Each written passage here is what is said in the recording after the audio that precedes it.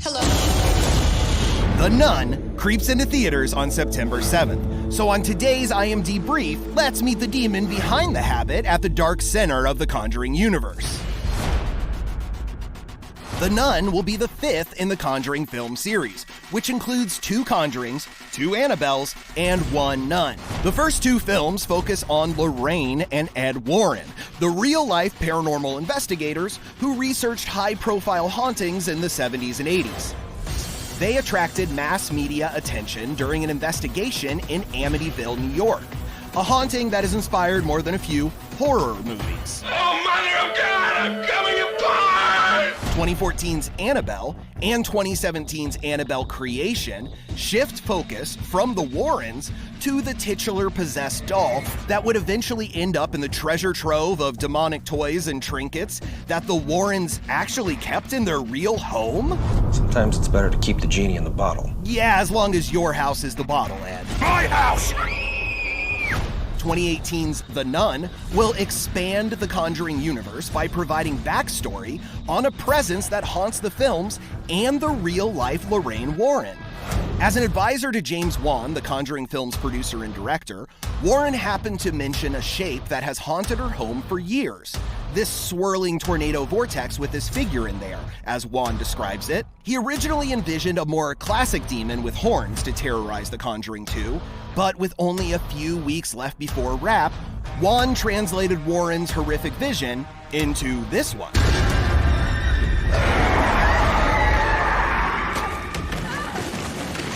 James Wan even had to reshoot a few key scenes to incorporate the now iconic Nun, but totally worth it for that haunted portrait scare, right?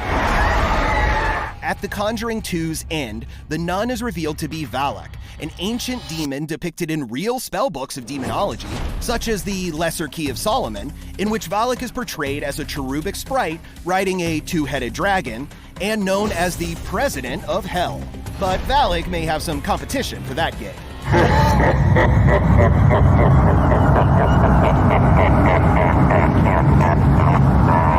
And before that final reveal, James Wan hides Easter eggs throughout the entire movie that hint at Valak's true identity, like in these innocuous kitchen knickknacks that spell out his name, or on the bookshelf in the Warrens' home, and on the friendship bracelet their daughter is making for her new BFF, Valak.